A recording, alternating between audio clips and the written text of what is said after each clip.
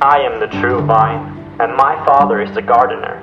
He cuts off every branch that bears no fruit, while every branch that does bear fruit he prunes, so that it will be even more fruitful. You are already clean because of the word I have spoken to you. Remain in me, as I also remain in you. No branch can bear fruit by itself. It must remain in the vine. Neither can you bear fruit unless you remain in me. I am the vine and you are the branches. If you remain in me and I in you, you will bear much fruit. Apart from me, you can do nothing. If you do not remain in me, you are like a branch that is thrown away and withers. Such branches are picked up, thrown into the fire, and burned.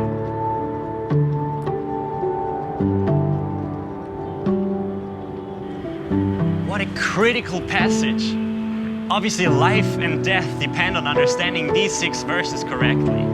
Jesus uses the picture of the vineyard a couple times to teach his followers the most basic and fundamental things that they have to know and obey if they truly want to follow him. The resounding punchline of all these analogies is that apart from me, you can do nothing. When I looked at this simple sentence in a couple different languages, I came to the stunning conclusion that this literally means that apart from him, we can do absolutely nothing. Well, isn't that obvious, you might say? Yes, it is. But do we live according to what that means? Do we structure our schedules according to our conviction of what this little sentence means? Well, I believe that many believers in church today do not really understand this simple sentence, and therefore they merely live an average life that bears absolutely no fruit and is not even noticed as different from the world. And yet it's so critical for us to bear fruit.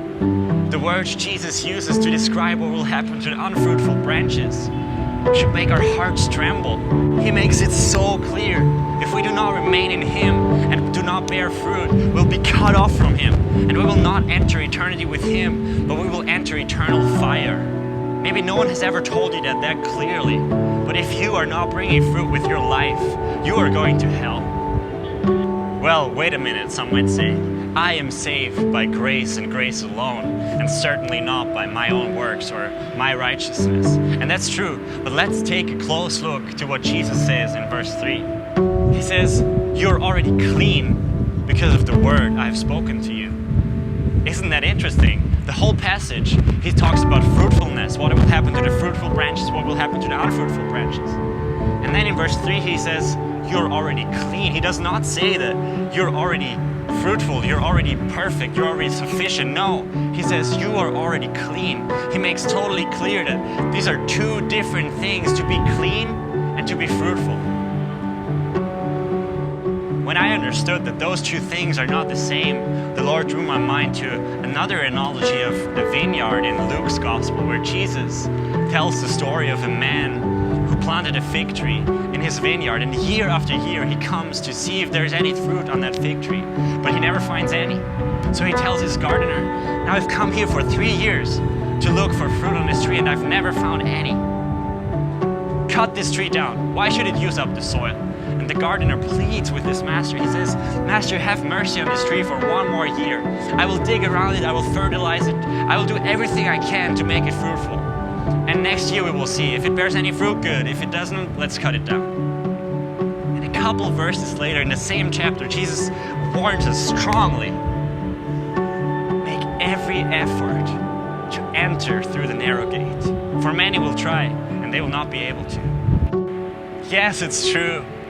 Through the word of God that became a man in Jesus Christ, we've been made clean through his sacrifice. We've been planted into the vineyard of God, and now it's our job to bear fruit. John the Baptist and Jesus himself both warn us. The axe is already at the root of the trees, and every tree that does not bear fruit will be cut down and thrown into eternal fire.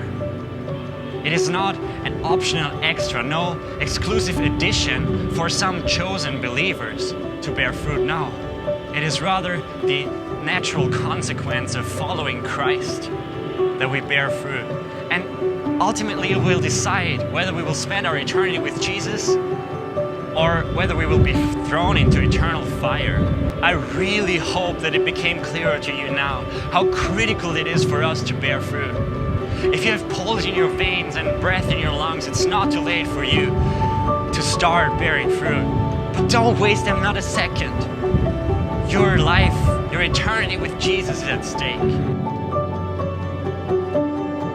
So how do we bear fruit now? If you remain in me and I in you, Jesus says.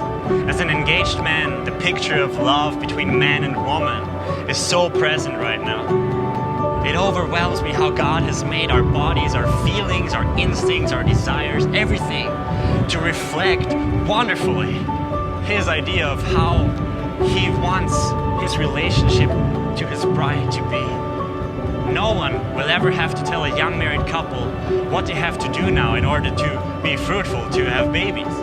It's the most obvious thing for them that intimacy with each other will lead to fruitfulness.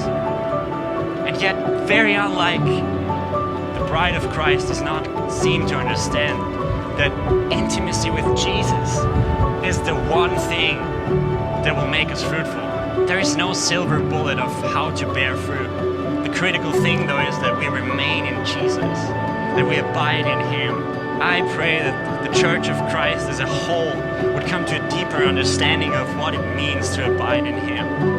I pray that each and every one of us would consider intimacy with Jesus, long, intimate time with Him, the most valuable and most satisfying thing ever. If you remain in me and I in you, you will bear much fruit.